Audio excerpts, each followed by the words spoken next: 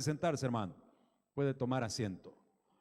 Hemos venido hablando ya varios aspectos relacionados, ¿verdad?, a la primera de estas bestias, y hablábamos sobre esa descripción que encontramos en el capítulo 2, donde hace referencia a una bestia semejante al leopardo, a pies de oso, su boca como boca de león. Y veíamos que esto era exactamente la visión que Daniel tiene en el capítulo 3 del libro de Daniel, donde se relata sobre los imperios que se constituyeron a nivel mundial. El primero de ellos, Babilonia, que era representado por el león. El segundo de ellos, el imperio medo-persa, que era representado en la visión de un oso que se ladeaba más de un lado que del otro a la hora de caminar.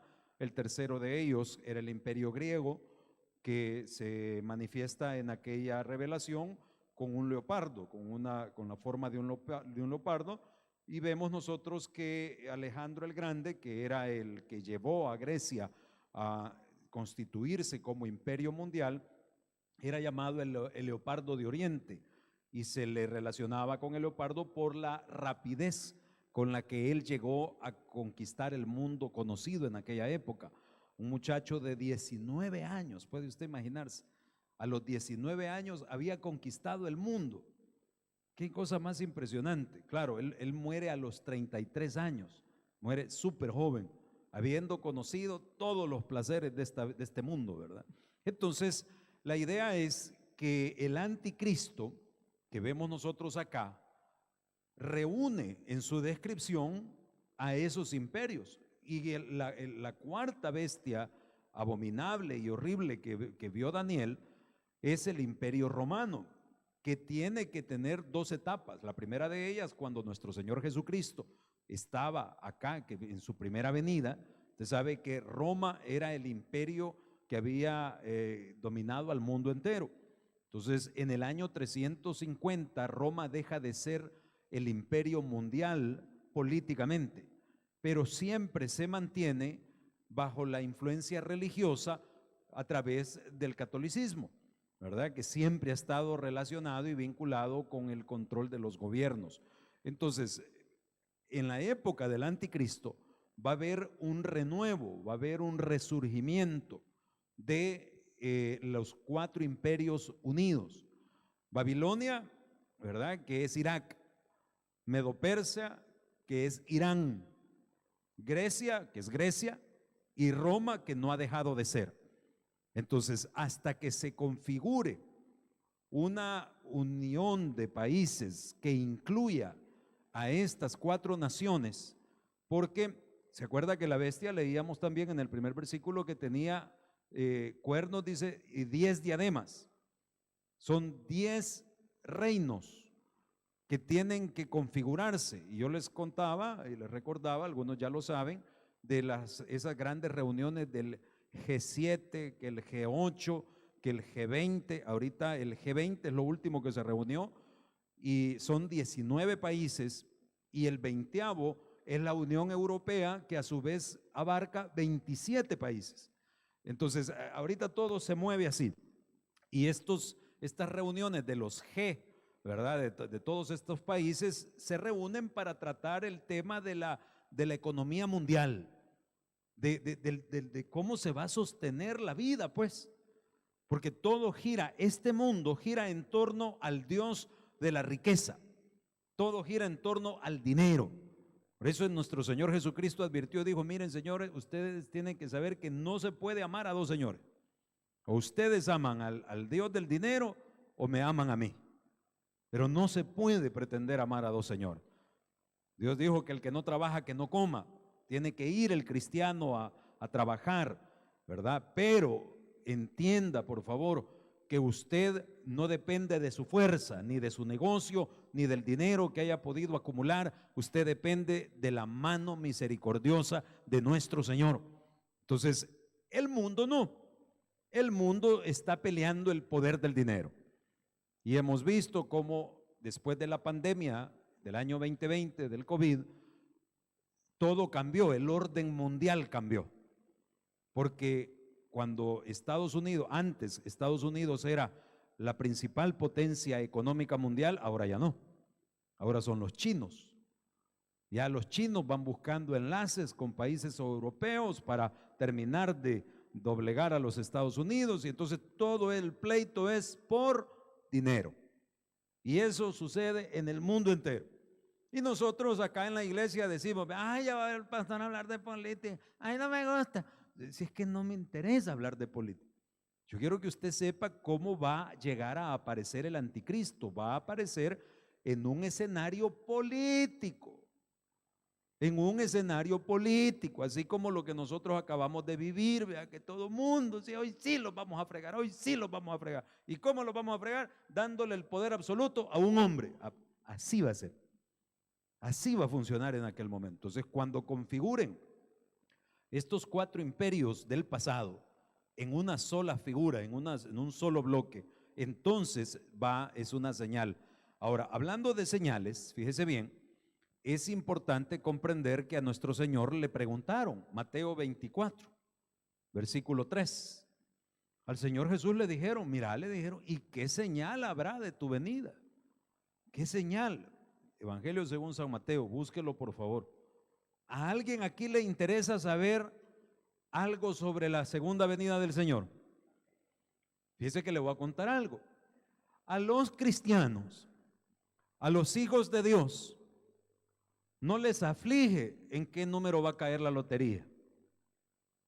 No les preocupa si va a volver el Colón o si le van a regalar a usted su computadora o si le van a bajar al IVA o le van a subir o al salario mínimo. No es eso lo que le preocupa a un cristiano. El principal evento anhelado y esperado en el corazón de un creyente es la venida de Cristo. Ahí mídase usted. Ah, de veras. No, este es para los creyentes, para los hijos de Dios. Porque usted sabe que desde el tiempo de nuestro Señor, las multitudes se agolpaban buscando que el Señor los sanara, que les regalara un milagro. ¿Y qué es la multitud? El montón. ¿Y todos son creyentes? No, es la multitud. ¿Y yo qué soy? No sé. El llamado es a que usted salga de entre la multitud y marque una diferencia y usted sepa si tiene a Cristo en su corazón, porque solo entonces va a poder ser llamado hijo de Dios. Mirad cuál amor nos ha dado el Padre de ser llamados hijos de Dios. ¿Y cómo es que yo soy llamado hijo de Dios? A lo suyo vino, dice, y los suyos no le recibieron, mas a los que le recibieron les dio potestad de ser hechos. ¿Por qué? Porque no eran. Todos somos hijos de Dios. Mentira. No, Señor. No toda la humanidad es hijo de Dios. ¿Cómo no? Si que todos fuimos creados por Dios. Criaturas. Criaturas de Dios, está bien. Porque Dios creó todo. El problema es que por cuanto todos pecaron, dice, y fueron destituidos de la gloria de Dios. Nos volvimos al mundo. ¿Y la amistad con el mundo qué es, hermanos? Enemistad contra Dios. Entonces, por un hombre entró el pecado a la humanidad, por Adán, y por un hombre salió el pecado. ¿Por quién? Nuestro Señor Jesús. Entonces, cuando usted declara a Jesús como el único y suficiente salvador de su alma. No, es que fíjese que yo mejor creo en Mahoma. Ah, vaya, está bien. No, fíjese que yo, pues, para llegar a Jesús primero tengo que llegar a María. Ah, ok. No, fíjese que yo por medio de Saibaba. Ajá. Fíjese que hay un pequeñito problema. Pero está bien, usted quiere creer en, dele, no hay problema. Mahoma con los musulmanes, dele, no hay ningún problema. Es su decisión. Aquí a la fuerza ni los frijolitos caen bien. El problema es que de todos los portavoces de filosofías e ideologías religiosas y entienda por favor que las religiones no nos llevan a Dios. Es que todo lo que habla de Dios es bueno. No, Señor. No. La palabra religión significa conjunto de reglas inventadas por un grupo de hombres, según ellos, para alcanzar a Dios. Y por religión nadie se va a salvar. Y sus profetas o iluminados, hay un pequeño problema. Todos ya murieron, fíjese. También Jesús, fíjese que la gran diferencia es que todos murieron, pero nuestro Señor resucitó, hermano. Gloria a Dios, denle fuerte el aplauso. Ahora, ¿lo dices porque lo crees o porque te lo han dicho? La relación con nuestro Señor Jesucristo, y esto, mira, hermano, yo le reto en un reto santo a que usted haga de su vida una experiencia personal con Jesús. No se conforme con oír lo que dicen otros. Sí, los testimonios que se dan son para fortaleza de los creyentes y uno dice, ¿verdad? Chica, así como Dios bendijo al hermano, Dios me va a ayudar a mí. Claro, ahora búsquelo a él. Usted sepa quién ha creído. Porque Él es el único que resucitó, y si resucitó es porque Él vive. Y dice la Escritura que Él está sentado a la diestra del Padre y ¿sabe qué está haciendo? Le está contando al Padre quién es usted. No, es que yo directo al Padre, no se puede. No hay otro camino. Nadie en el Antiguo Testamento, todos querían hablar con Jehová. El Señor le dijo a Moisés, yo te quiero ver. No se puede, Moisés. Nadie puede ver mi gloria y vivir, vas a caer muerto en un instante. Entonces el único acceso al trono de la gracia de Dios, del Dios eterno y omnipotente, no es ninguna religión, ni el catolicismo, ni los evangélicos, ni los testigos de Jehová, ni los mormones, no. El único nombre dado a los hombres en los cuales hay salvación, Jesús de Nazaret, nuestro Señor y Salvador. Es el único, mis amados hermanos. Gloria a Dios. Ahora, yo quiero que usted lo pruebe en su desierto, ¿se acuerda? Lo que estuvimos hablando el domingo. Usted no va a caminar solo por el desierto. Así como Dios le dijo a Aarón, mira, anda a traer a Moisés. Moisés venía llorando en el desierto. Porque pasar el desierto no es nada fácil. Pero no está solo. Saldrás del desierto. No va a ser fácil. Vas a derramar lágrimas. Pero si has confiado en Jesús, esa es la gran diferencia. El pastor nos dijo, ya perdiste, hermano. Ya perdió. Si algún aprecio hay para con este inútil siervo, es por causa de Cristo. No porque usted tenga su fe y su esperanza puesta en mí. Porque si usted lo hace, ya perdió. Y a veces nosotros decimos amén, no, sí, yo ya lo sé.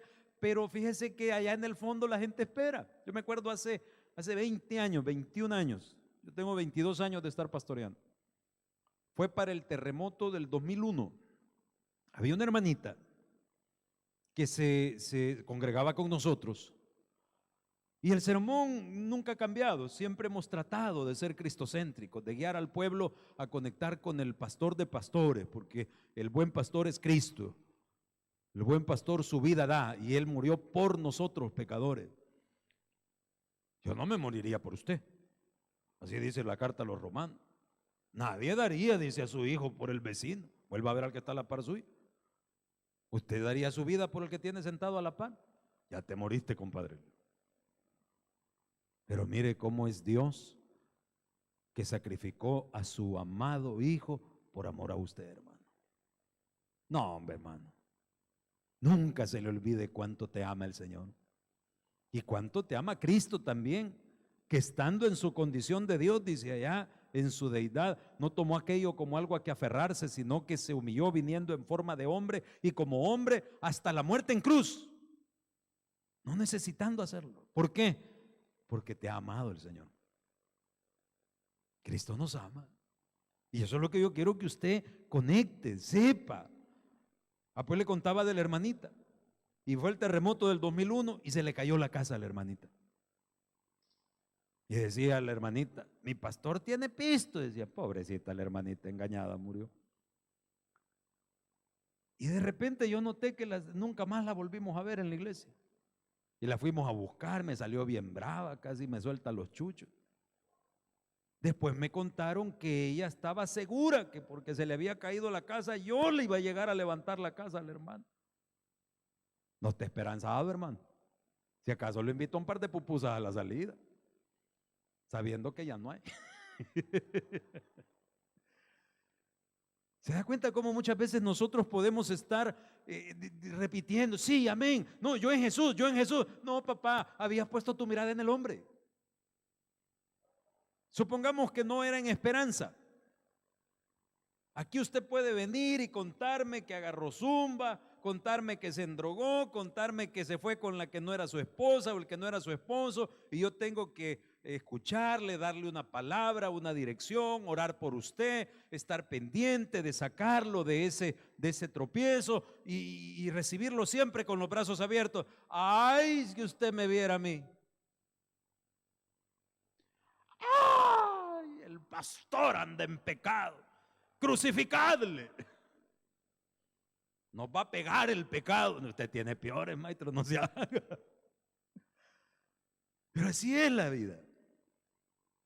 Nosotros ponemos nuestra mirada en los hombres cuando el error de aquel me hace dudar a mí de algo que yo he recibido del Omnipotente, hermano. Yo ya no voy a ir. ¿Por qué ya no voy a ir? Yo que ya no voy a servir. ¿Por qué? Es que me he dado cuenta que el líder, es que me he dado cuenta que el servidor. No, hermano, eso se llama anemia espiritual, raquitismo. Algunos de nosotros estamos algo hinchaditos, pero raquíticos espiritualmente, anémicos. Porque eso sucede. Usted puede ver una persona así bien hermoso, bien chapudo, y cuando se va a hacer el chequeo de sangre tiene anemia. Entonces muchos de nosotros nos podremos ver bien comiditos espiritualmente porque usted cada vez que viene a alimentarse de la palabra del Señor, pero quizás allá en el fondo de su alma está raquítico. Entonces fíjese bien, dijo el Señor, le dijeron los discípulos al Señor Jesús, ¿qué señal le dijo? Habrá de tu venida, porque eso es lo que el cristiano fiel y verdadero espera, la venida del Señor.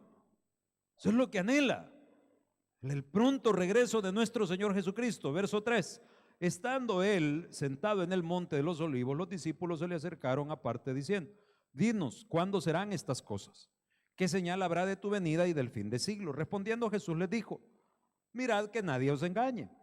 Y empezó el Señor a dar algunos aspectos así un poquito superficiales, de menor importancia, hasta llegar a la señal principal. Y eso es lo que quiero que usted entienda.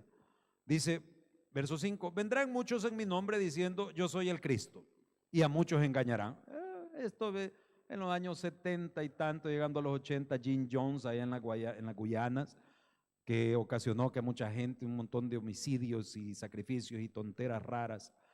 David Koresh, allá en Texas, Estados Unidos, que engatusó a un poco de gente y también los llevó a un suicidio colectivo.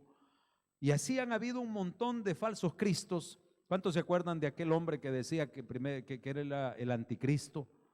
¿Verdad? Que para su pueblo, para su gente, él era su Mesías. Y al final el hombre murió y no pasó más, ¿verdad? Después apareció el otro que de Radio Family, había una cuestión que le había puesto fecha al fin del mundo, un montón de locos que le han puesto fecha al fin del mundo, y que cuando sea la fecha del fin del mundo ellos se van a transformar en ángeles o en cuerpo glorificado. O sea que agarran la verdad de la Biblia y la tuercen para engañar a la gente. Entonces dice, vendrán falsos cristos, falsos profetas, eso ha habido siempre. Dice, oiré de guerras y rumores de guerra. ¿Desde cuándo, hermano? ¿Desde cuándo hay guerras y rumores de guerra? Ahorita, en medio de la cuarentena, yo no sé si usted se dio cuenta, pero se mencionó, anduvo circulando un video porque se hicieron un montón de videos en YouTube que le llamaban los videos de la conspiración, ¿verdad? Porque hay personas que se ponen a hablar de todo este relajo que no son del todo falsos, pero tampoco usted los puede creer al pie de la letra.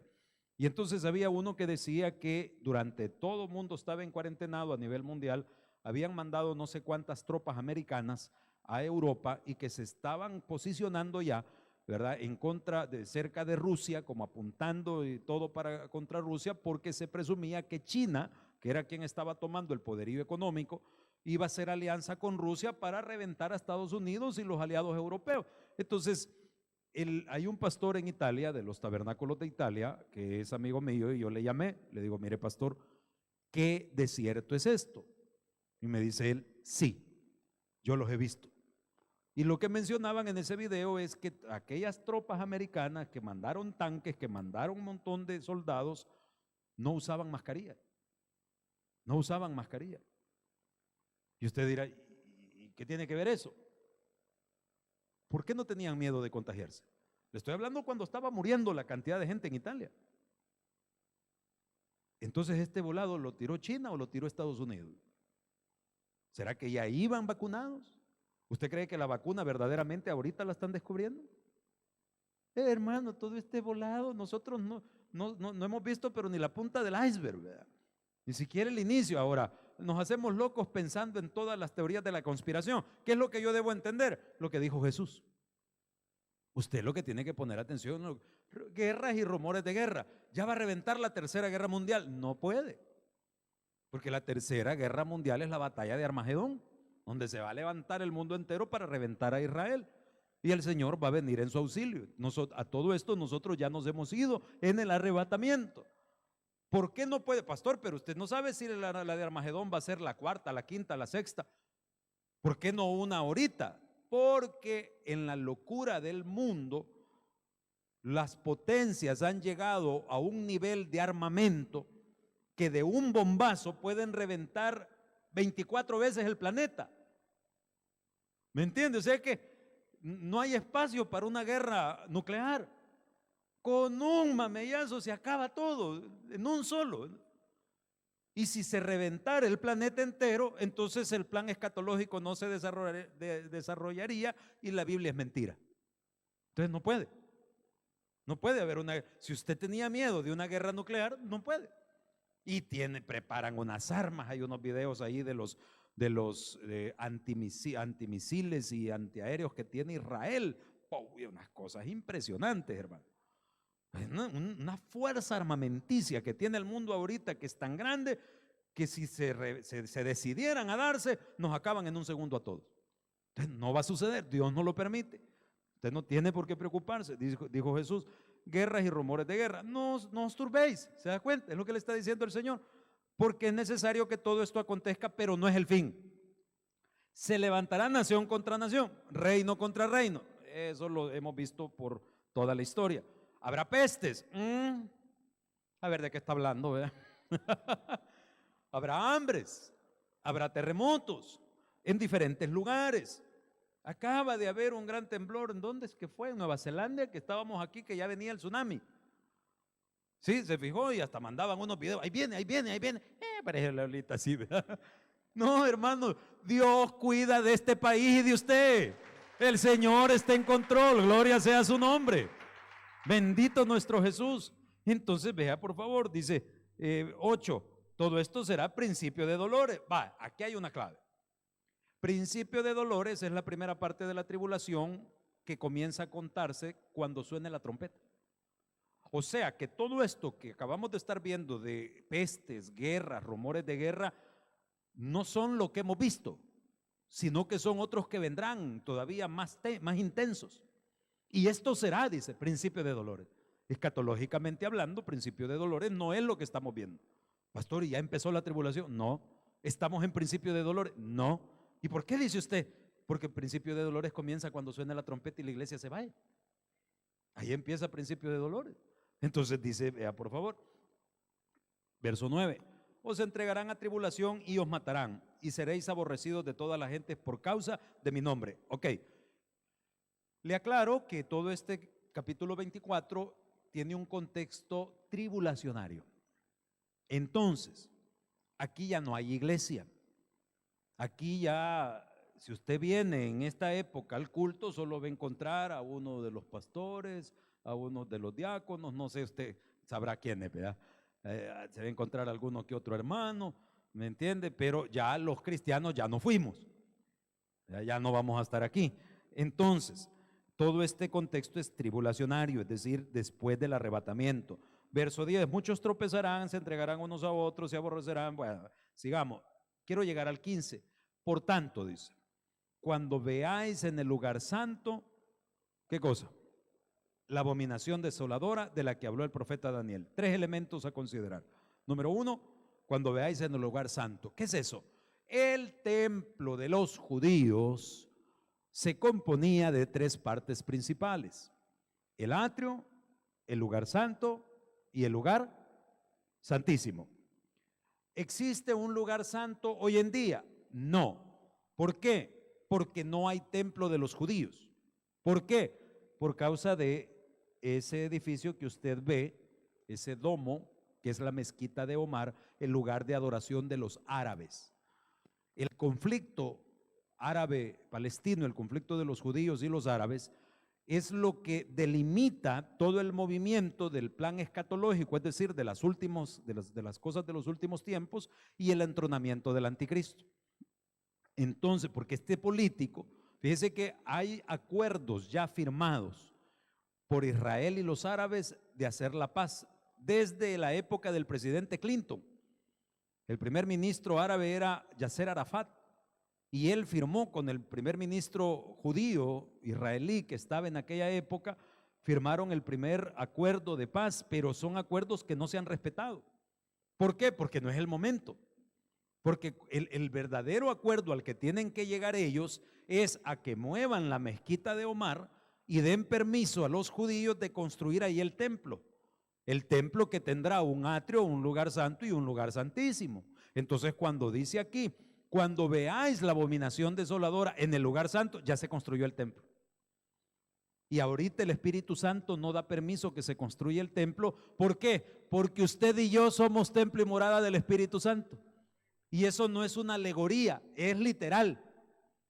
Eso no es algo representativo. Ay, qué bonito. No, es real. Usted es el templo del Espíritu Santo porque el Espíritu de Dios habita en el corazón de los que han declarado a Cristo como su Salvador personal. Entonces, por eso, por más y pongámonos de acuerdo y firman acuerdo. Ahorita yo acababa de estar revisando el último acuerdo realizado, no me va a creer que fue hoy el 2020. El año pasado volvieron a sentarse los árabes con los judíos y que no, hoy sí lo vamos a hacer. No lo logran.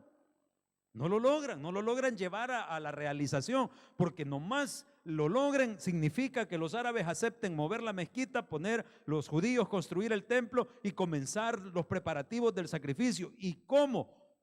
¿Cómo podría eso darse hoy en día si el Espíritu Santo tendría que morar en el lugar santísimo y mora en nuestros corazones? No se puede, no deja el Señor que suceda. Entonces, cuando suena la trompeta, la iglesia de Cristo es llevada. Y entonces empieza a desarrollarse todo esto.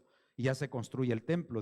Durante años han mencionado que los ricos judíos, porque usted sabe que esos tienen plata, maestro, que ya el templo está construido de forma prefabricada. Ya ellos están capacitando a los sacerdotes y a los levitas para restaurar los sacrificios. Pero no se les da. Políticamente todo se les traba. Cuando suene la trompeta y Cristo venga por la iglesia, entonces se va a desarrollar. Y empieza lo que el profeta Daniel habló, y vea por favor, dice, la abominación desoladora, de la que habló, ¿quién? El profeta Daniel. La abominación desoladora. ¿De quién estamos hablando esta noche? Del anticristo. Y el anticristo es la abominación desoladora. Y vamos al capítulo 7 del libro de Daniel, para que usted entienda el contexto, porque en esto hemos estado estos miércoles previos. ¿Lo tiene? Capítulo 7, verso, vamos desde el 21. Capítulo 9, perdón, 9.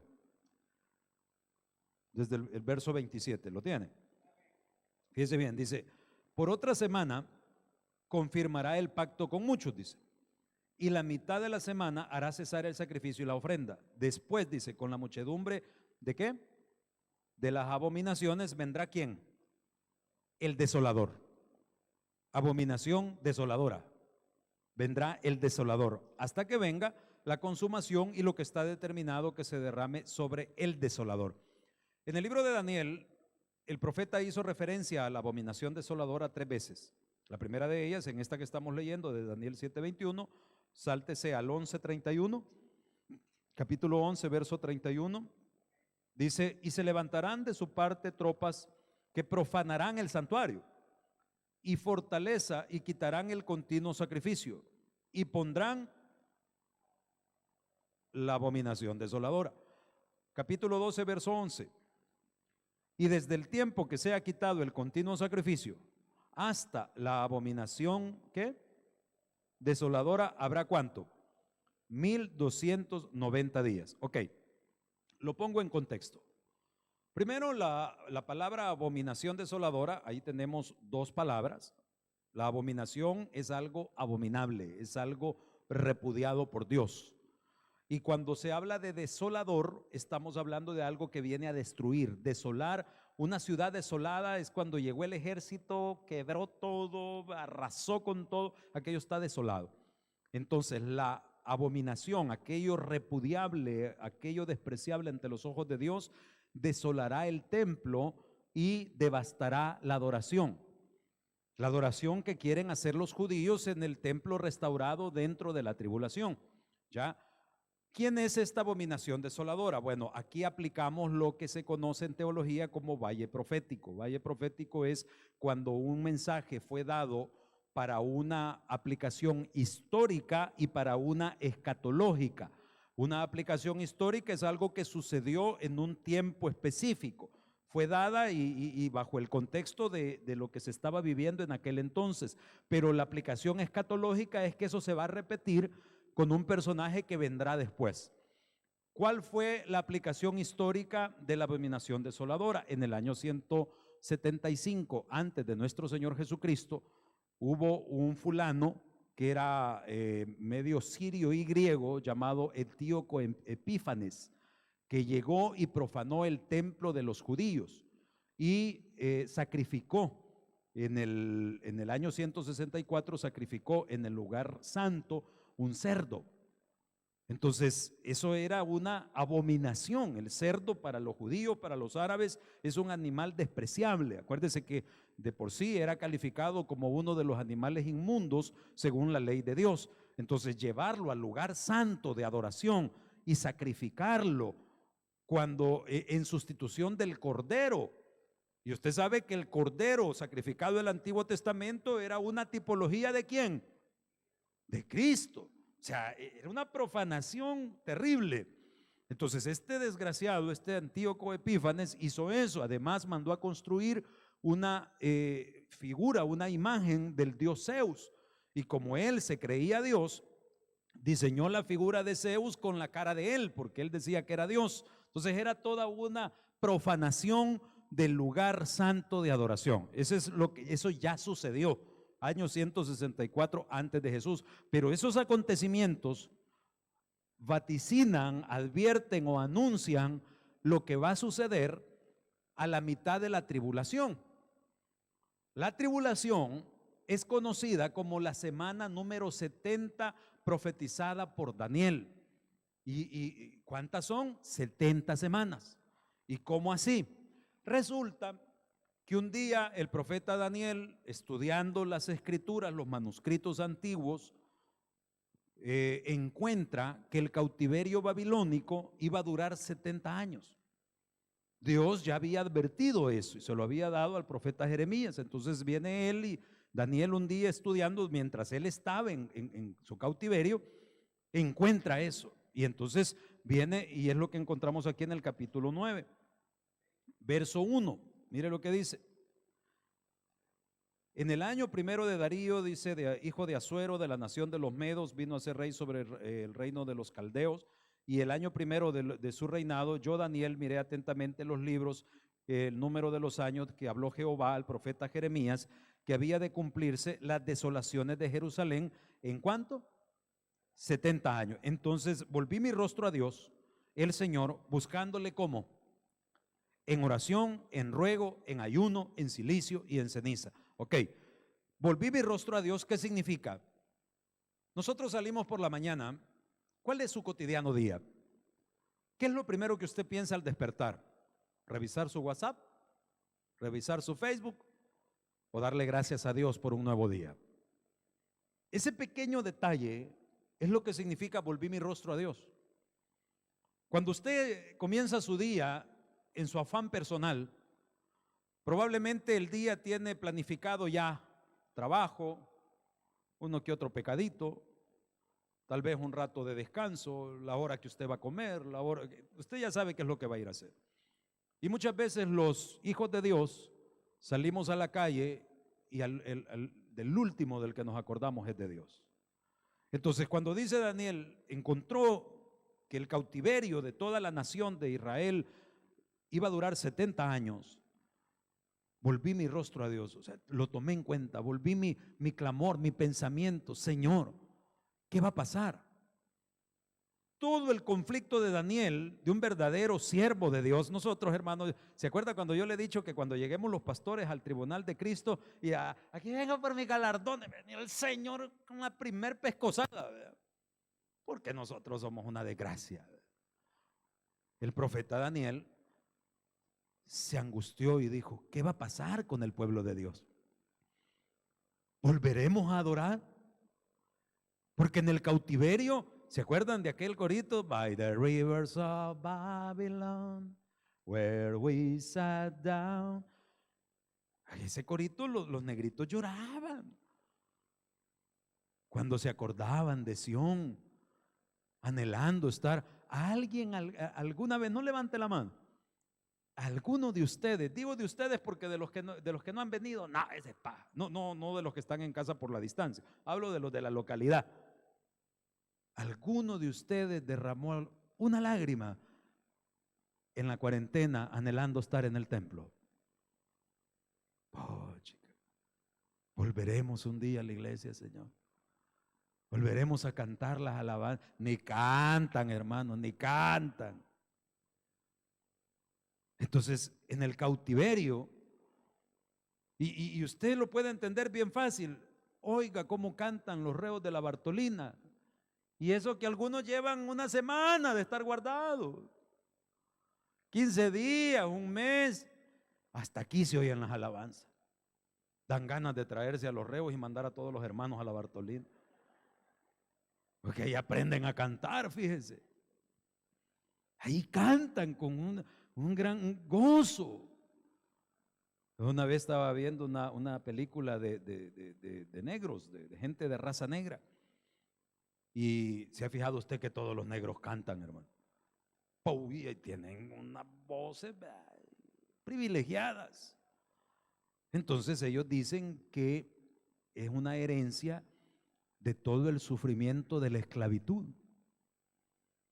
Porque el negro en su historia, ¿verdad? De cómo fueron traídos esclavos, ellos consolaban su alma cantando. Entonces el pueblo judío igual en su cautiverio ellos anhelaban volver. Y cuando Daniel encuentra que ya va a terminar el cautiverio, Señor, ¿qué va a pasar? Tengo que advertir a mis hermanos el deber de la atalaya, ¿verdad? El deber, el que todos tenemos, todos los hijos de Dios tenemos, de que si ya va a suceder algo, tengo que avisarlo a mis hermanos, tengo que avisarlo al que no sabe, para que sea apercibido, porque la espada viene, porque el fin de los tiempos va a suceder. No es un mensaje de miedo, es la realidad de la Escritura. Entonces Daniel dice que, vea por favor, volvió su rostro a Dios, le buscó en oración, en ruego, en ayuno. ¿Por qué has ayunado alguna vez? Levanten la mano aquí quienes han ayunado alguna vez. ¿Ayunado alguna vez? Para que le paguen el pisto que le deben, para que se saque la lotería, para que el marido vuelva, para que los hijos se porten bien, para que se le cure la chira que le ha salido. ¿Cuántos de ustedes alguna vez han ayunado, y nos incluimos los pastores, para que se conviertan almas a nuestro Señor Jesucristo? Sí, pues en Semana Santa, los que participamos del ayuno de Semana Santa, ayunamos por todo eso. Pero se da cuenta que en la convicción personal Nos vale madre, hombre. Estamos afanados de la materia. Ya llevo 3 ayunitos, viera cómo me está funcionando el negocio. Entonces Daniel ayuna, dice, se pone en cilicio, en humillación. Cilicio es que se cambiaban hasta el vestir y se ponían unos sacos de piel de cabra, aquellos volados que pican. ¿Cuántos se han acostado en esas hamacas nuevas que les pica todo el lomo? Eso es algodón a la par del cilicio. Entonces eso era una manera, una costumbre del judío de mostrar humillación delante de Dios, que él se doblegaba pidiendo ayuda de Dios y se dispuso a ayunar 21 días. 21 días durante los cuales sucedió un fenómeno que a nosotros, no sé si lo tocamos cuando hablábamos de la guerra espiritual. Porque mientras usted está orando, Dios está obrando. Mientras usted está clamando, hay todo un movimiento cósmico, hermanos, de ángeles y demonios, ángeles a favor suyo y demonios queriendo votar el resultado o la petición que usted espera, queriendo que usted se desanime, queriendo que usted en los momentos de mayor búsqueda de Dios se le vengan pensamientos impíos y usted diga, no, mejor ya no sigo, mejor le voy a llamar a aquella, ¿verdad? Mejor voy a ir a buscar a aquel. Entonces, porque hay una influencia. Aquí vemos nosotros, eso ahí lo lee usted después en casa, pero vea por favor en el versículo 22 del capítulo 9. ¿Lo tiene? Veámoslo desde el 20. Dice, aún estaba hablando y orando y confesando mi pecado y el pecado de mi pueblo Israel. Mire, esta es otra cosa. Cuando usted ore, ¿cuántos aquí confesamos nuestros pecados? Confiese los pecados de sus hijos, los pecados de su casa y los pecados de nuestro país. Señor, te pedimos en el nombre de Jesús. Fíjense bien, no es aquella payasada, perdón, ya me salió la palabra muy grosera. No es aquella figura de donde el Papa sale pidiendo perdón por los pecados de los antecesores. No. Estamos hablando de que usted reconozca que somos y formamos parte de una nación de dura cerviz. Y clamamos la misericordia de Dios, quien por amor a su nombre y a los redimidos sostiene esta nación, fíjese. ¿Se entiende? No es porque allá que fue el presidente, el anterior, ¿verdad? No sé si este también, el Mozote es, donde hicieron la matanza, a pedirle perdón a la gente. ¿Qué le sirve a la gente? Mire, que hay perdonen hoy. Ya nos sentimos satisfechos. Ya resucitó el masacrado porque vino uno que ni había nacido a pedir perdón. Digo, ¿qué? No, entendamos el ámbito espiritual de cuando un intercesor a través del poder de la oración puede decirle al Altísimo, como le dijo a Abraham, Señor, concédeme que no sean condenados. Mira, le dijo, hagamos un trato. ¿Cuántos querés que tome en cuenta? Si 50 hubiera, no los mates a todos. Vaya pues le dijo el Abraham, muy arriba me fui. Si entre todos estos no hay ni 50, bueno. Señor, 40, Señor. Está bueno. Hombre, mucho todavía. Llegó a 10 y no le funcionó todavía, hermano. Por eso es que Dios vino y ¿sabe qué hizo? Sacrificó a su Hijo para que todos nosotros a través de la sangre de Cristo somos encontrados limpios delante del Padre por su infinita misericordia, hermano. Mire qué misericordia más bella, inmerecida, la misericordia de Dios. Nosotros siempre hablamos de recibir lo que no merecemos, pero también démele vuelta. Porque cuando hablamos de recibir lo que no merecemos, todos estamos pidiendo un milagrito y un favorcito. Yo no lo merezco, Señor, pero dámelo.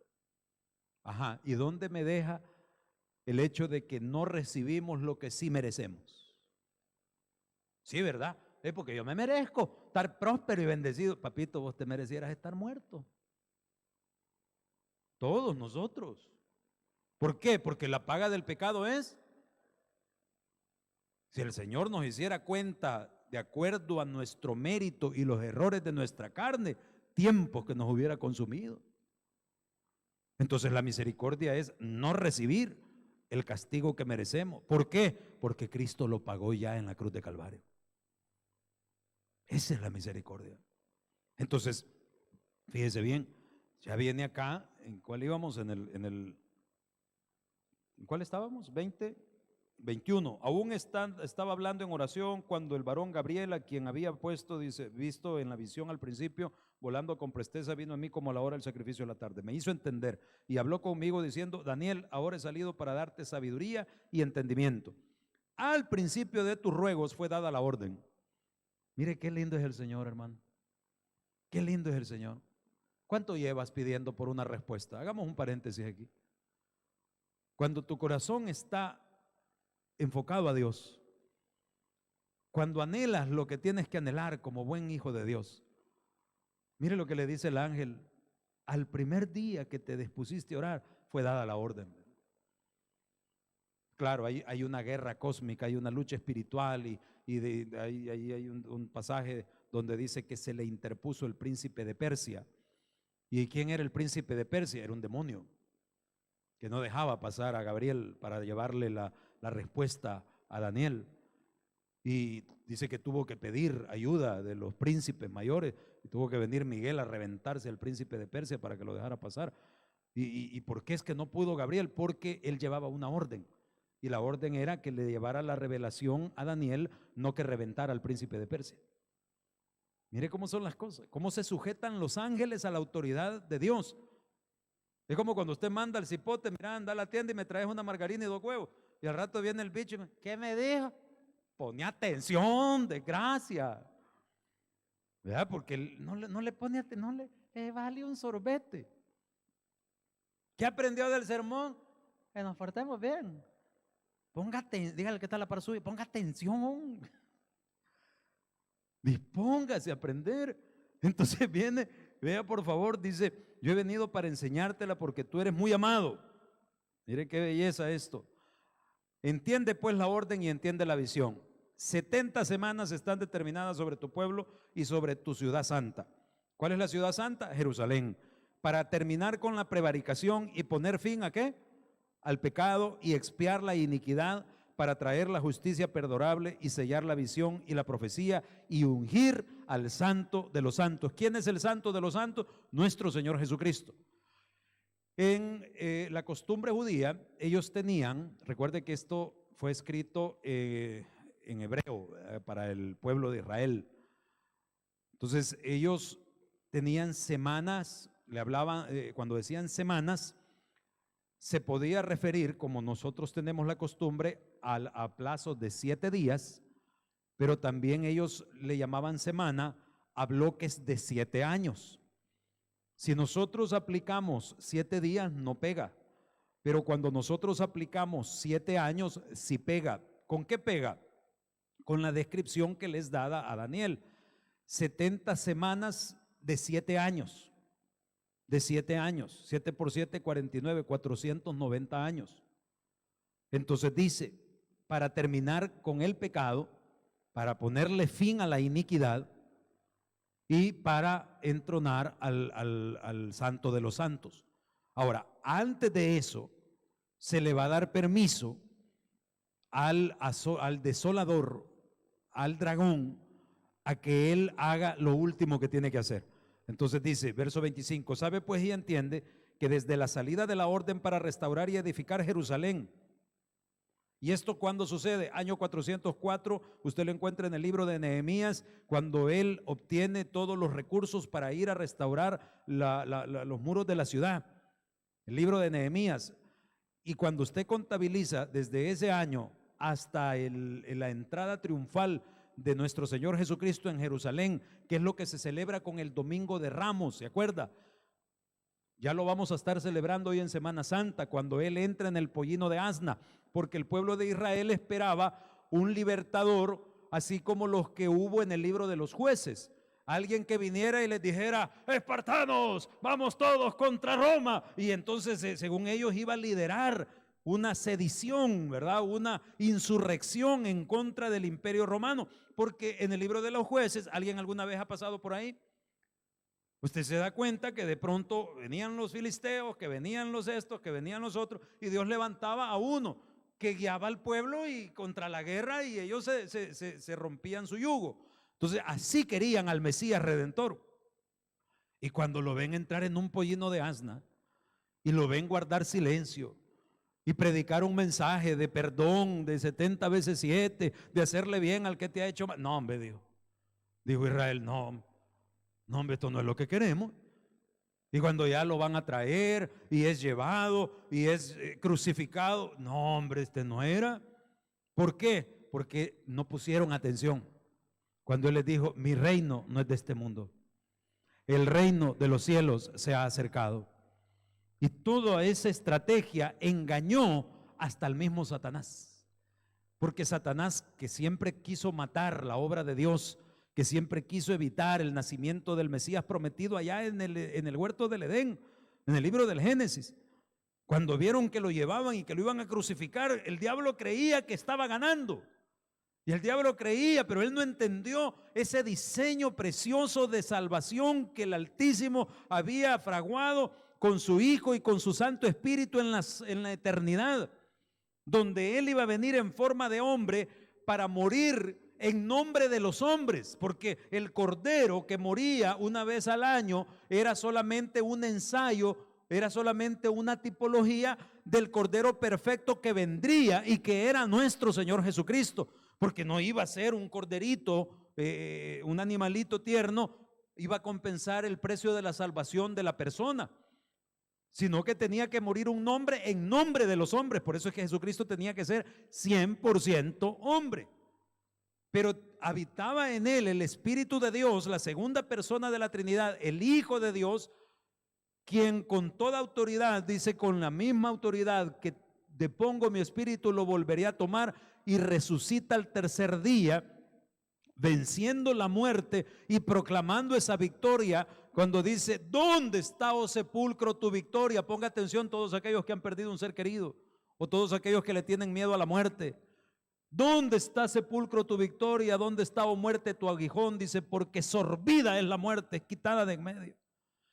Y Cristo es las primicias de la resurrección, y así como Él resucitó y nadie más ha resucitado, los que hemos creído en Él tenemos salvación y vida eterna, y vamos a resucitar, hermano.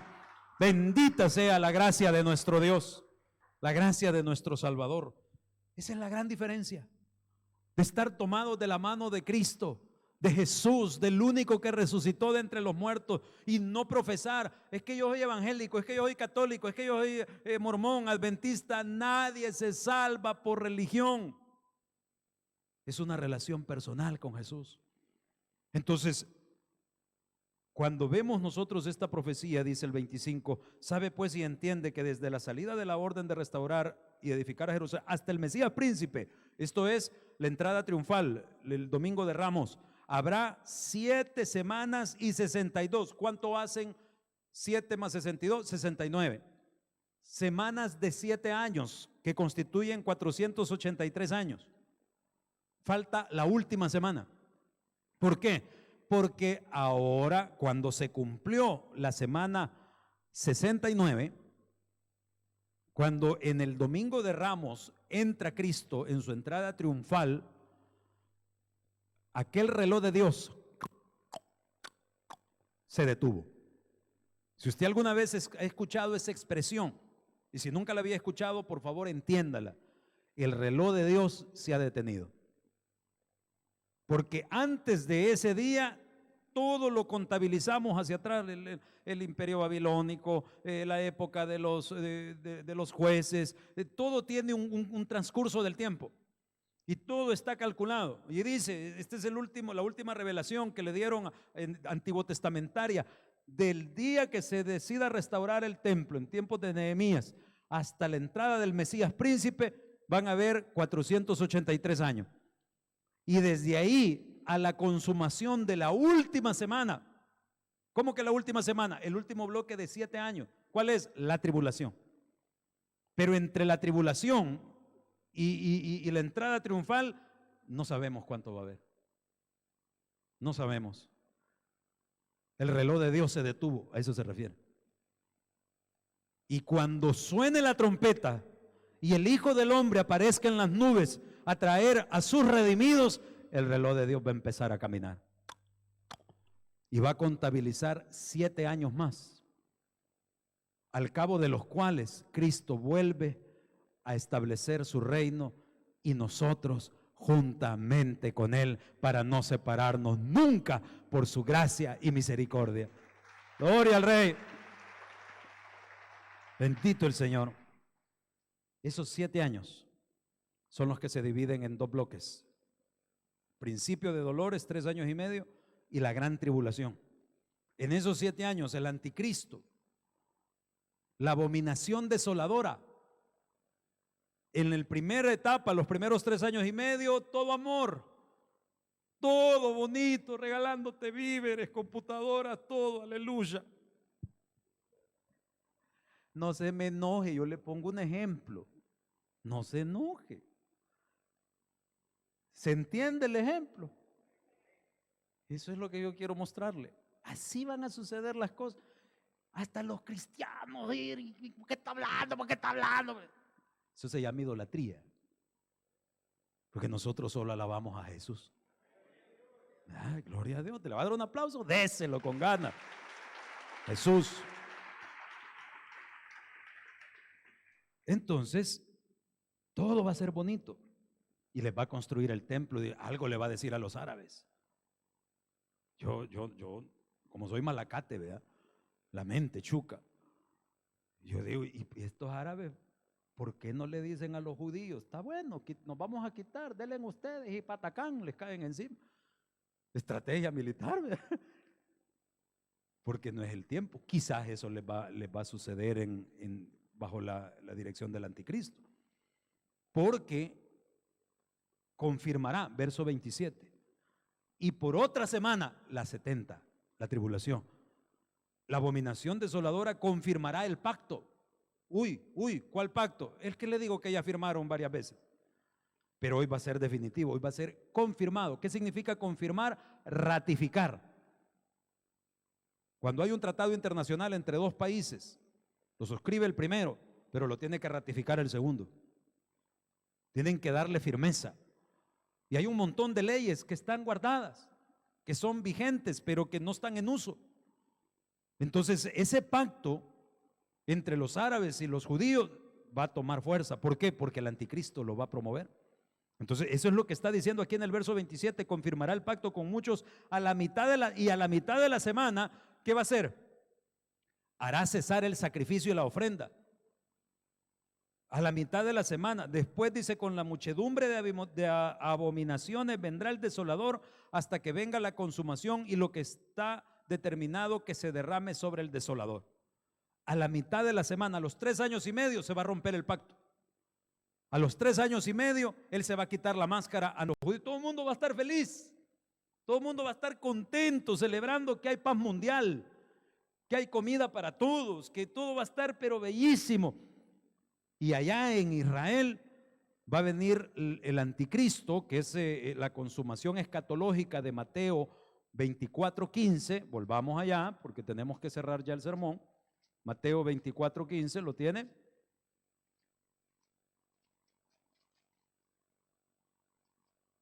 ¿Lo tenemos, amados? Por tanto, dice, cuando veáis en el lugar santo a la abominación desoladora, el anticristo, de la que habló el profeta Daniel, verso 16. Entonces los que estén en Judea, huyan a los montes. El que esté en las azoteas, no descienda para tomar nada de su casa. El que esté en el campo, no vuelva para atrás ni para tomar su capa. Ay de las que estén encintas y de las que críen en aquellos días. Orad pues, dice, que vuestra huida no sea en invierno ni en día. Hermanos, ¿y nosotros cuándo celebramos el día de reposo? Esto es una orden, es un estatuto judío que se va a restaurar en los tiempos de bonanza de los 3 primeros años y medio, cuando Israel esté de amores con la abominación desoladora. Pero a los 3 años y medio, entonces, así como Antíoco Epífanes metió el cuche, se va a meter él. Y así como Antíoco Epífanes metió la imagen de Zeus, el anticristo va a volver a hacer lo mismo y le va a decir: bueno, señores, aquí, como dijo el viejo este de Nueva York, dejen de estarle dando gracias a Dios. Aquí no ha sido Dios, aquí he sido yo, les dijo, el que los he curado del COVID. Eso dijo el gobernador de Nueva York. Entonces así les va a decir el anticristo a los judíos: ya no le van a traer sacrificio a Jehová, yo les he traído la paz mundial. Y entonces van a reaccionar ellos y se van a dar cuenta del error cometido y se va a romper el pacto. Y ya no va a haber más sacrificio ni va a haber nada, porque se van a tener que ir a huir. Y dicen los teólogos, note una cosa, ahorita, cuando nos vemos en tribulación, ¿cuántos aquí tienen problemas? ¿Qué dijo Jesús? No se turbe vuestro corazón, no estáis solos. Os dejaré al Santo Consolador. En Cristo somos más que vencedores. Los que aman a Dios, todas las cosas nos ayudan a bien. Pero eso es ahorita, porque el Espíritu de Dios está en nosotros y está con nosotros. Pero en aquel día, cuando veáis la abominación desoladora, ¡huye! No, en Cristo soy más que vencedor. Fulungum va a volar la cabeza por allá. Y va a venir aquella persecución a matar a todo el que no quiera ponerse la marca del anticristo. Entonces, por eso es que dice: huye, ojalá no te toque en día de reposo. ¿Por qué? Porque esto está sucediendo allá en la ciudad santa, en Israel. Y eso va a traer una repercusión mundial, ¿verdad? Una persecución a todo aquel que no se quiera poner la marca del anticristo. Entonces dice, vea por favor, luego, verso, ¿dónde estábamos? 21. Habrá entonces gran tribulación, cual no la ha habido desde el principio del mundo hasta ahora, ni habrá. Y si aquellos días, ¿qué dice, hermano?, no fuesen acortados, nadie sería salvo. Mas por causa de los escogidos, aquellos días, dice, serán acortados. No, allí no estamos usted y yo.